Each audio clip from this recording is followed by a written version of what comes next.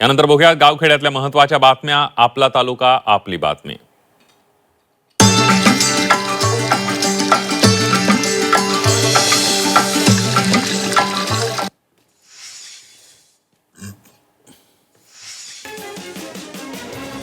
आशा व गटप्रवर्तकांचा आज देशव्यापी संप पुकारण्यात आलेला आहे. ठाणे जिल्ह्यातील शहापूरमध्ये संघटनेने तहसीलदारांना 23 मागण्यांचं निवेदन दिलंय.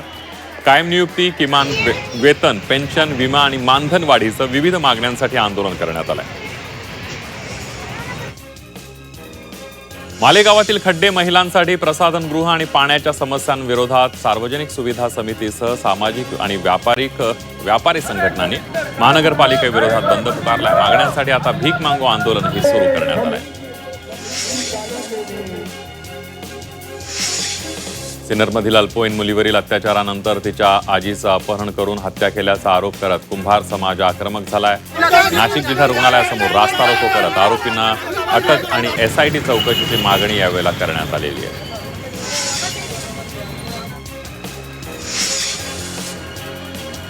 मांजरपाडा प्रकल्पांतर्गत पुणेगाव दरसवाडी या डोंगरगाव कालव्याला तिसऱ्या वर्षी पूर पाणी आलेलं आहे आणि पूर आल्याचं पाहायला मिळतंय. तब्बल 113 किलोमीटरचा प्रवास करत हे पाणी येवला तालुक्यामध्ये दाखल झालं असून दिंडोरी, चांदवड आणि येवला तालुक्यातील शेतकऱ्यांना याचा फायदा होणार आहे. डोंगरगाव धरण भरल्यानं शेतीसह पिण्याच्या आणि जनावरांच्या पाण्याचा प्रश्न सुटला आहे.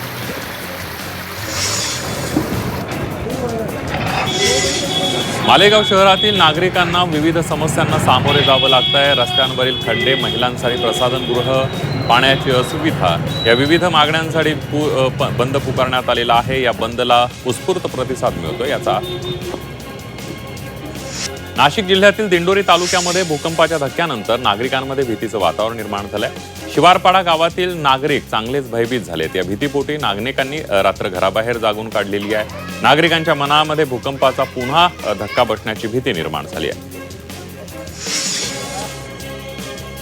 परभणीच्या जिंतूरमध्ये अवैध गुटखा आणि सुगंधित पान मसाल्याची वाहतूक करणाऱ्यांवर स्थानिक गुन्हे शाखेनं कारवाई केली आहे. या कारवाईमध्ये 7,66,000चा मुद्देमाल जप्त करून 9 आरोपींविरोधात गुन्हा दाखल करण्यात आलाय. पालघरच्या जव्हार हनुमान पॉइंटवर स्टंटबाजी करणाऱ्या तरुणांवर पोलिसांनी कारवाई केली आहे. याचा राग मनात धरून तरुणांनी पोलिसांना धक्काबुक्की करत गाडी पलटी करण्याचा प्रयत्न केलाय. या प्रकरणी 10 ते 12 जणांवर गुन्हा दाखल करण्यात आलाय.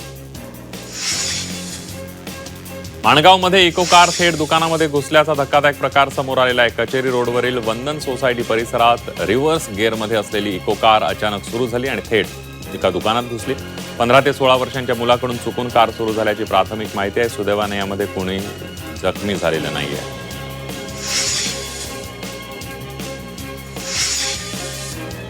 माणगावमध्ये कार थेट दुकानात घुसल्यास धक्कादायक प्रकार समोर आलाय. रिव्हर्स गिअरमधील कार 15 ते 16 वर्षांच्या मुलाकडून चुकून सुरू झाल्याची प्राथमिक माहिती आहे.